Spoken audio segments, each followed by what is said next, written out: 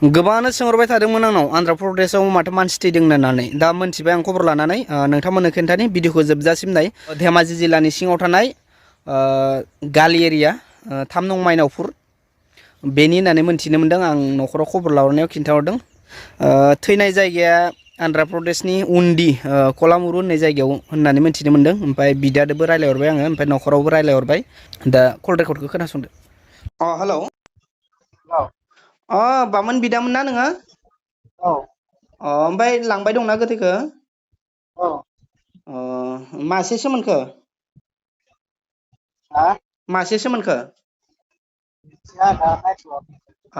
बेनिफ्राय माबोरै जानाय होनदो एसे खिथानो हागोन ना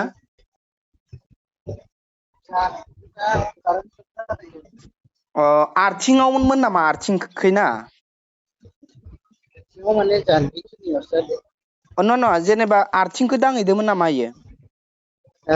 आर्थिं ओइ रुमनि आर्थिं होयोना बेयाव दांहैदोंमोन नामा बेयाव नङा नालायावसो नालायावबा मानि थार दंमोन इयावबा बे न' रुमाव लांनाया मेन थारा बेयाव उन्डी मा जायगा होनदोंमोन उन्डी जों कलमरु कलमुरु ना कलामुरु ओमफ्राय दा कारेन्ट सर्ट जानानै थैबाय होनना मिथिबाय आरो ना मालिकआ बेसेबांसो फैसा दोनदो फैसा होआखैलै लांनायल' बेनिफ्राय उनफोराव फैसा मोनगोन नामा मिथिया दा मा जायो पस्टमर्टेमनि रिपर्ट मोनबाय नामा औ कारेन्ट सर्टजों थैदों होनदों आरो ना थैनाया माब्ला थैदो होनदोंमोन समबार खालि ना समबार खालि मोना मोना मंगलबारावसो मंगलबाराव मोनबाय औ नोंबो इयावनो थायोमोन ना आंबो इयावनो थायोमोन ओमफ्राय बेलेग बेलेग मा जायगा होनदों नोंना एखेयानो जायगाया बेलेग बेलेग आरो ओमफ्राय ओजों आसामनिया माइनावपुर ना आं देखाफामनि बहा थायो नोंलाय आंबो नै उन्दै खाथियावनो थायो बेखौनो सोंनो होनना हरदोंमोन माने आङो न'आवबो सोंहरखांबाय आं नोंसानियाव ओजों बेखौनो सोंहरफिननो होननानै नोंखौ आंबो हारसिं जाबायना फैसा सैसा दाबिनाय मानोबो हायासै फैसायाथ' जेनेबा गारि भारायावनो 1.5 लाख होखाबाय नालाय ओमफ्राय उनाव इयाव गभमेन्टनिफोर मोनगोन नामा मिथिया दा मोनगोन ना मोना मोननायनि खोथाफोर बुङाखै होनबा मालिकआ बुंदोंमोन उनाव खबर होगोन होननानै दा मा जायो नायनोसै मोनबा मोनबाय मोनाबाबो जेबो नङा मानसिया न' मोनहैबानो जाबाय साबेसे थांबाय दं दा नोंसोरो सानै ड्राइभार सानै जों सानै बिदिनो गाबोन मोनहैगोन दां एक्सट्रा ओरैनो फैसा हरबावाखै नोंनो एसेसो ओरैनो जानायनि थाखाय हरदों आरो बेनिफ्राय मबाइलफोरा रुमफोरावनो दंजोबोमोन होनदों नामा मबाइला दंजोबो जेनेबा मानसियाल' थांनानै थैबाय आरो ना लान्थिखामोन ना मानसिया लान्थि हाफेनल' गानदों ओमफ्राय खासि मोनसे लावथि मोनसे लाना फैदोंमोन बे टाइमनिफ्रायनो रुमाव थांखायासै मानसिया सिसि केमेराबो दंमोन नामा होनदो लामाखै फख्रिखैजानो दं बेनिफ्राय बे सर्ट जानाय खिनियाव नुवा नामा सिसि केमेराया बेयाव गैया लामाखै गैया फख्रिनिल' ओमफ्राय माने फख्रि जिंनिफ्राय जेरै थैनाय दङ बेनिफ्रायनो गैया आरो बे टाइमनिफ्राय रुमाव थांफिनखायाखै बियो रुमाव हाबनाय दङ ओमफ्राय फख्रि जिं जिं थाबायनायनि दङ रुमाव बेनिफ्राय लामाखै गैया आरो लामाखै थानायबा मिथिगौमोन मोजाङै सर्ट जानायखिनियाव नुगौमोनथ' आरो औ दाथ' पस्टमर्टेम रिपर्टआ जुदि सर्ट जानायखौनो खिथादोबा ओरैनोथ' जेबो सन्देह गैयाना सन्देहखौलाय मा खालामबावनो दालाय ओरैनो बुनाय मानायबोथ' सिन गैयाना गैया इफोरलाय होमबाथ' बे कारेन्ट सर्टआनो जादो होमबा कारेन्ट सर्ट जानाय बे जानाय खाथियाव आर्थिङा दंमोन माने ना? औ औ। नों बै जायगाफोरखौ मिथिखायोमोन इसानाव थांखायोमोन इसिनाव? थांलाय फैलाय खालामखायो।